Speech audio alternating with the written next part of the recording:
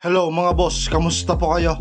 Ito yung mga NBA Impossible Moments. Mula sa mga pagpasok ng mga paniki sa loob ng arena hanggang sa mga imposibleng tira na naging posible na pwede naman pala. Kaya wala nang intro-intro, simulan na kagad natin. Una ay si Brandon Ingram. Paubos ng oras para sa second quarter. Kalaban nila ang Denver. Bigla na lang ba hinagis yung bola sa half court? Tapos dalawa pa yung bantay niya. Aba, pumasok? Kalain mo yun? Nakakagulat yun. Pangalawa ay yung point for buzzer beater ni Ja Morant sa second quarter.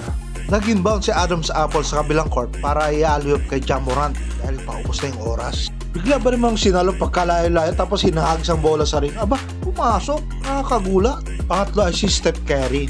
6.4 na lang ang natitirang oras sa first quarter. Akalain mo bang pumasok yung tira niya sa half court? Aba, hindi na bago yan kay Steph. Lagi niyang ginagawa yan. Pero nagulat pa rin ako sa nangyari na yan. Iba na talaga ang greatest shooter. Ang pang-apat yung pagbukalkal ni Malik Monk sa alley-oop pass ni Alvarado. Aba, ang taas to na. Nakabot mo pa yun? Iba ka rin ano? Ang panglima ay ang pag-dribble ng bola sa ulo ni Kevin Durant at napaganda pa. Ayan tuloy, naipasa niya sa corner 3 ni Harris. Ilista mo na yan. Hindi naman ako nagulat sa nangyari, pero nagulat pa rin ako. Dahil sa play na yun, napaganda pa tuloy ang opensa ng Brooklyn Nets dito. Shoutout sa ulo ni Idol Kevin Durant. Alam mo na, kaya ilista mo na yan. Ang pang-anim yung pagkakaagaw ng bola ni Anderson sa kalaban at inaliyop niya kay Ja Morant. My goodness! At wala nang nagawa pa si Smart doon, ano? Kahit token text pa yan, ay no, kaliwa. Grabe yun. Pati si White at Tatum hindi na rin nakahabol.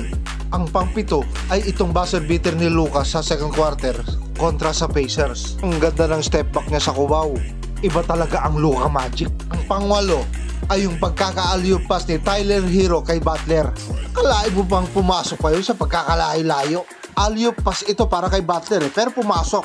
Ang pangsyam ay itong in-your-face dunk ni Boy Langgam kontra sa Miami Heat. Grabe yun. Tinitigan niya pa, ano? Kawawang Vincent. Pinahiya na naman ni Eugene. Anthony Edwards pala. Malupit kang bata ka. Grabe yung pagkakadakdak na rito, ano? Bigay todo. Ang pang-sampo ay itong chase down block at alley-oop dunk para kay Ja Morant. Nabutata na nga, naagaw pa nila yung bola. Ayun, alley-oop windmill dunk ni Ja Morant. Grabe yun. Ang ganda naman ng play na to, ano? Alley-oop windmill dunk, ayun. Lupit ni Ja Morant. Ang taas tumalon. Grabe ka, Ja Morant. Pwede namang dunk na lang pero pinaganda pa. Napakaangas. Ang pang-11 ay si Stephen Curry na naman. Ayan, nagdi-dribble, dalaw-dalaw pa bantay, ano? Grabe yun.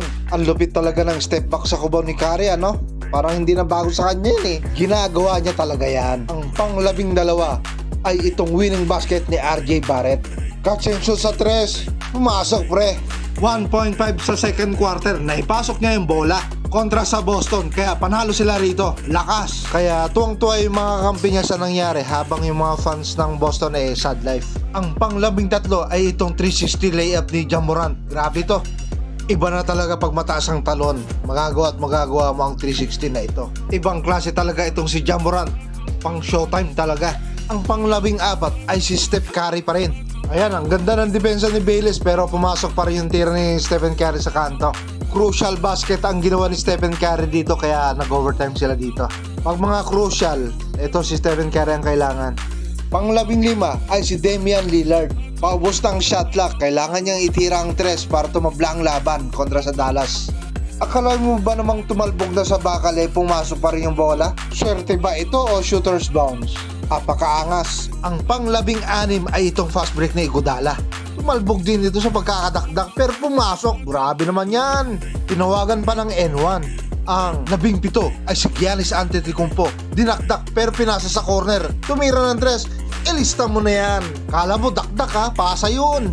Ang pang-18 ay ang 4.5 winning basket ni DeRozan. At hindi siya binigo ng kanyang tira. Ayun, nag-celebrate sila. Mahigpit yung depensa pero naitira pa rin ni DeRozan yung kanyang 3, ano? Kaya napakaangas ng crucial basket ni DeRozan dito. Ang pang-19 ay ang pagtira ni Kyrie Irving sa likod ng board. Nag-drive siya sa baseline pero siya ay binangga at itinira ang bola sa likod ng board at pumasok. At ang panghuli ay ang 0.6 seconds ni Luka. Pinalobo, ayun, pumasok. Malupit talaga ito. Kung hindi ito pumasok, walang overtime na mangyayari. Pero Luka Magic yan Baka sa susunod makabawi na sila sa Boston. Sige po mga bossing, ingat po kayo lagi at saka maraming salamat. God bless. Shoutout nga pala kay Kuya Boy Montalban, Kuya Terry at Pari Buboy.